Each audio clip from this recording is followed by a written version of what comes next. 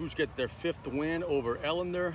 Partner, you guys knew coming into the game y'all were the favorites, took care of business, did what you had to do. Talk about the way you guys played, man. Yeah, man, super proud of our kids. I thought they came out with a lot of energy and, was able to jump on them at halftime. And, sometimes, man, we were stretching. Sometimes you get in that lull of coming out and kind of taking your foot off the gas and relaxing a little bit. So, the word at halftime was just to keep the pedal, the gas down and let's try to finish the game. And, man, like hats off to our guys. I thought they played with a lot of energy, showed a lot of heart, and was able to put it away. So it's good to see them get back in the win column. BJ, you guys were up 14-7. You're in your own territory, inside your own 30. You go for it on a 4th down play. And Brian and I think that was one of the ones that changed the whole complexion of the game. You convert it, you score, you force a turnover, you score, and you never look back. Talk us through that sequence there. Yeah, look, man, when you call plays like that, you're a little nervous, because if it don't work out, you look really bad. But when they work, you look really good, and felt comfortable about the play. Our guys, executed it well. But look, I think if you don't get it at that point, I think it could be a different game. You give them some momentum, and if they get one right there, then it's tied. So, it was good. Fortunate for us that it worked out. And our kids converted and was able to go punch it. And then, like you said, kind of hit them with a little flurry at the end of the half with some back-to-back quick ones that kind of, gave us a little more cushion going into the half. You're an offensive guy. Tonight, your offense was doing whatever they wanted to do. You guys up front were dominating. You were running the ball. You were throwing the ball.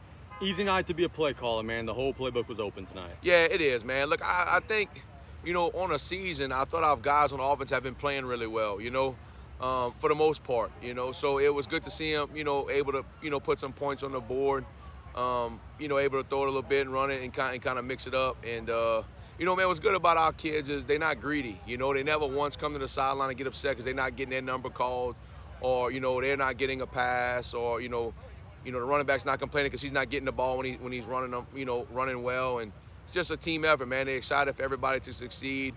The O-line gets pumped up for the skilled players. Cesar ran one in there, was all fired up. So it's they're not selfish, and that makes it easy. You're not finding yourself trying to circle plays on the call sheet to make sure certain kids touch the ball. They all in it for each other, so it makes it easy. I just talked to your running back. He's 15 years old. He's a grown man, bro. That's a big dude. He runs hard. He's gotten better as the season goes on. That's a weapon, man. Yeah, man. He's had a good season so far.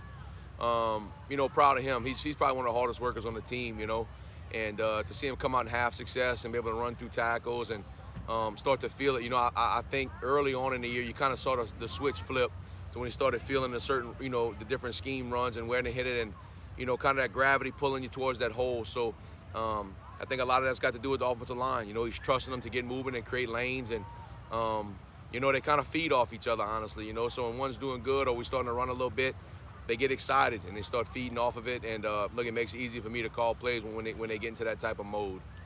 I think Vandebilt is South Lafourche's biggest rival. I think that this Week 10 matchup is going to be huge. They're going to bring a crowd. You guys are going to bring a crowd. Big playoff implications.